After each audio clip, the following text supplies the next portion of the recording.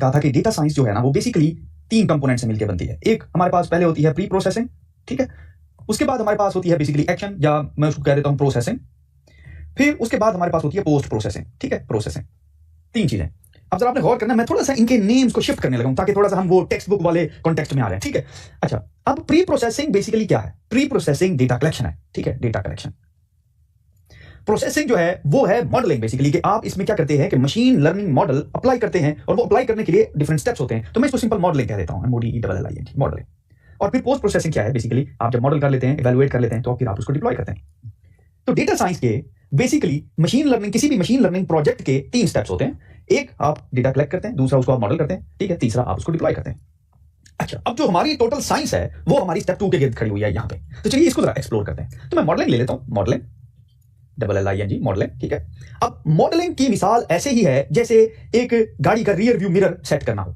गाड़ी का rear view mirror set किया ना आपने, कभी कभी गाड़ी चलाई होगी, गाड़ी में बैठे होंगे, तो ये रियर व्यू मिरर सेट करना है। अब जरा रियर व्यू मिरर का जो सेट करने का प्रोसेस है ना, इसको देखते हैं कि इसके अंदर कितने स्टेप्स हैं और इसके अंदर क्या ऐसी खास बात है जो कि मशीन लर्निंग के साथ रिजेंबल करती है। अब मैं आपको ये एग्जांपल इसलिए दे रहा हूं क्योंकि आपने कभी कभी इसके साथ इनकाउंटर किया होगा, ठीक है। हम यहीं से लेके चलेंगे। सबसे पहले इमेजिन करें आप अपनी गाड़ी में बैठते हैं और आपका ध्यान पड़ता है लेफ्ट साइड वाले मिरर पे, आप देखते हैं कि यार आपको कुछ नजर नहीं आ रहा, ठीक है। तो ये क्या है? बेसिकली ये सबसे पहली चीज है, इसको कहते हैं प्रॉब्लम। आपने देखा कि देयर इज अ प्रॉब्लम, ठीक है, प्रॉब्लम, डेफिनेशन कह देता हूं, डेफिनेशन। आपने देखा कि यार प्रॉब्लम है, गाड़ी नजर नहीं आ रही, ऐसा ना हो कि मेरी गाड़ी लग जाए कहीं पे या कोई मसला हो जाए। तो प्रॉब्लम आपने पहले सॉर्ट आउट किया कि वो प्रॉब्लम क्या है जिसको आप सॉल्व करने की कोशिश कर रहे हैं। ये वो पहला स्टेप है, ठीक है। अब इस प्रॉब्लम को सॉल्व करने के लिए दूसरी चीज आपको रिक्वायर्ड क्या है? आपको जो चीज रिक्वायर्ड है वो बेसिकली इंफॉर्मेशन चाहिए आपको, कि आपने ये प्रॉब्लम पे पहुंचे कैसे। कोई लैक ऑफ इंफॉर्मेशन थी, कोई प्रॉब्लम था, कोई चीज ऐसी थी जो कि ग्लिच था, तो वो लैक ऑफ इंफॉर्मेशन क्या थी? वो डेटा था बेसिकली। तो आपने देखा कि आपके पास जो डेटा आ रहा है, यानी कि जो डेटा आपको मिरर की तरफ से रिफ्लेक्ट होकर आपकी तरफ आ रहा है, ठीक है, उसमें आपको कोई गाड़ी नजर ही नहीं आ रही। इसका मतलब यह है कि देयर इज अ प्रॉब्लम, आपको रोड नजर आना चाहिए पीछे।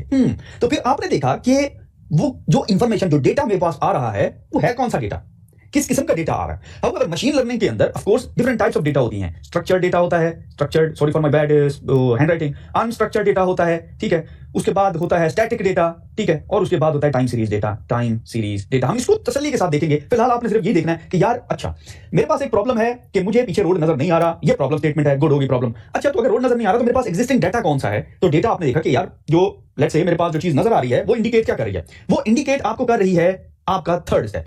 थर्ड स्टेप क्या है? थर्ड स्टेप ये है कि आपने ये चीज डिफाइन करनी है कि अच्छा मेरे पास ये तो प्रॉब्लम है, मेरे पास ये डेटा आ रहा है, तो वो मेरी सक्सेस, डिफाइंड सक्सेस क्या है? तीसरा जो स्टेप है वो है कि भाई मैंने किस क्राइटेरिया के ऊपर इसको इवैल्यूएट करना है। समझ रहे हैं कि मेरे पास एक लेट्स से प्रॉब्लम था, मेरे पास एक डेटा आया, चलो मेरे पास प्रॉब्लम है, डेटा है, लेकिन मैं ये सोचना चाह रहा हूं कि ये जो प्रॉब्लम है इसकी इवैल्यूएशन क्राइटेरिया कौन सा है, इसको किस क्राइटेरिया के ऊपर मैंने इवैल्यूएट करना है। कि मिरर को मुझे क्या नजर आना है इस केस के अंदर, फॉर एग्जांपल आपको रोड की सेंटर लाइन नजर आनी चाहिए, ये वाली, ये क्राइटेरिया है। अगर आप इस क्राइटेरिया को मीट करते हैं तो आप कहेंगे सक्सेसफुली मैंने मिरर को एडजस्ट कर लिया। अगर आप इस क्राइटेरिया को मीट नहीं करते तो फिर आपने सक्सेसफुली बेसिक वो प्रॉब्लम सॉल्व नहीं किया। तो ये जो क्राइटेरिया है ये सेंटर लाइन है। हाउएवर ये सेंटर लाइन कितनी मीट करनी चाहिए? ये 99.99% होनी चाहिए? ऑफ कोर्स नहीं, ऐसा ही है ना। हाउएवर हाँ, ये इतनी होनी चाहिए कि इन फ्रेम होना चाहिए, ठीक है। तो ये बेसिकली परसेंटेज में आप डिफाइन करते हैं कि यार अच्छा 97% लेट्स से, यार चलो कोई बात नहीं, 80% भी सक्सेस चल जाएगी इस केस में, 80% भी इस केस में सक्सेस चल जाएगी। हाउएवर इमेजिन करें आप एक ऑटो पायलट बना रहे हैं एक जहाज का जिसने लैंड करना है, ठीक है, ऑटो पायलट बना रहे हैं जहाज का जिसने लैंड करना है, तो उस केस में 1 डिग्री का डिफरेंस जो है विल मेक अ ब्रेक। तो उस केस में 80% सक्सेस पे आप नहीं जा सकते। तो ये इवैल्यूएशन है।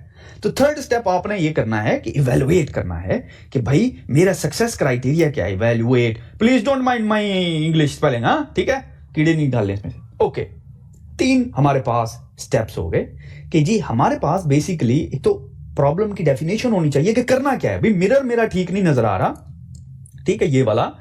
ओके, तो मैंने क्या करना है जी, क्या मेरे पास जो एग्जिस्टिंग डेटा है वो क्या है? अच्छा वो मुझे डेटा बता रहे हैं यार मुझे घास नजर आ रही है, इसका मतलब है रोड जो है कहीं लेफ्ट साइड पे है या राइट अप है या डाउन है। अच्छा ये मुझे डेटा बता रहा है, डेटा के ये फीचर्स हैं।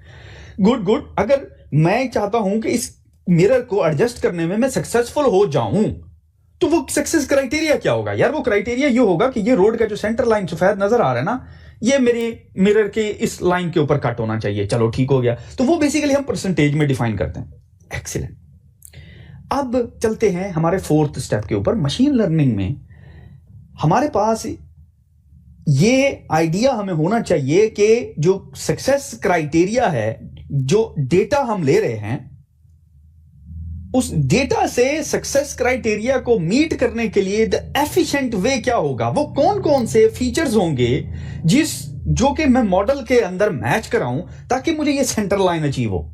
ठीक है, तो वो मैं कहता हूं फीचर्स, FEATURES, फीचर्स। वो कौन कौन से फीचर्स मैं मॉडल कराऊं। ठीक है, अब फॉर एग्जांपल इस केस के अंदर मेरी जी पहला फीचर तो ये है कि लेट्स से कि ये जो गाड़ी की लाइट्स आपको नजर आ रही है ना यार, ये मेरी आंखों में पड़ती हैं। इसका मतलब ये है कि एक तो फीचर ये होना चाहिए मेरे मिरर एडजस्टमेंट का, मॉडलिंग का, कि यार ये जो मिरर है वो डायरेक्टली मेरी आंखों में नहीं आना चाहिए, थोड़ा सा नीचे होना चाहिए ताकि ये लाइट्स जो है ना मेरी आंखों में ना लगे। One of the feature. तो आपने कहा कि अच्छा मैं फीचर्स के वो कौन कौन से एस्पेक्ट्स को मॉडल कर सकता हूं, या यूं समझ लीजिए मेरे डेटा के अंदर कौन कौन से पिवट पॉइंट्स हैं, मेरे डेटा के अंदर कौन कौन से पिवट पॉइंट। फॉर एग्जांपल यार ये आंखों में लगती है लाइट, पिवट पॉइंट है। ठीक है, अगर आप इसको ज्यादा ऊपर कर देंगे तो ऑफ कोर्स रोड के नजर आने की जो रेंज है वो कम हो जाएगी, यानी कि करीब वाली गाड़ी नजर नहीं आएगी, दूर वाली नजर आएगी। ठीक होगी बात। अच्छा, ये वो फीचर्स हैं जो कि आपने देखना है कि आपका डेटा आपको दे रहा है कि कितने वो यूजफुल हैं। उसके बाद फिफ्थ स्टेप है। फिफ्थ स्टेप जो है वो है बेसिकली मॉडलिंग इन इटसेल्फ, कि अब आपने देख लिया कि अच्छा मेरे पास ये प्रॉब्लम था, इस प्रॉब्लम के लिए मेरे पास ये डेटा मौजूद था। अब इस डेटा के लिए मैंने देखा कि अच्छा मेरे प्रॉब्लम का परफेक्ट सोल्यूशन ये एग्जिस्ट करता है। ठीक है, और इसके ये पिवट पॉइंट है। तो अब मैं कौन सा मॉडल लगाऊं कि ये इसको ठीक कर ले। क्या मैं रिग्रेशन लगाऊं, क्या मैं क्लासिफिकेशन लगाऊं, क्या मैं क्लस्टरिंग लगाऊं, कौन सा वो एग्जिस्टिंग मॉडल है जो कि इस प्रॉब्लम को सही रिप्रेजेंट करेगा सोल्यूशन के फॉर्म में।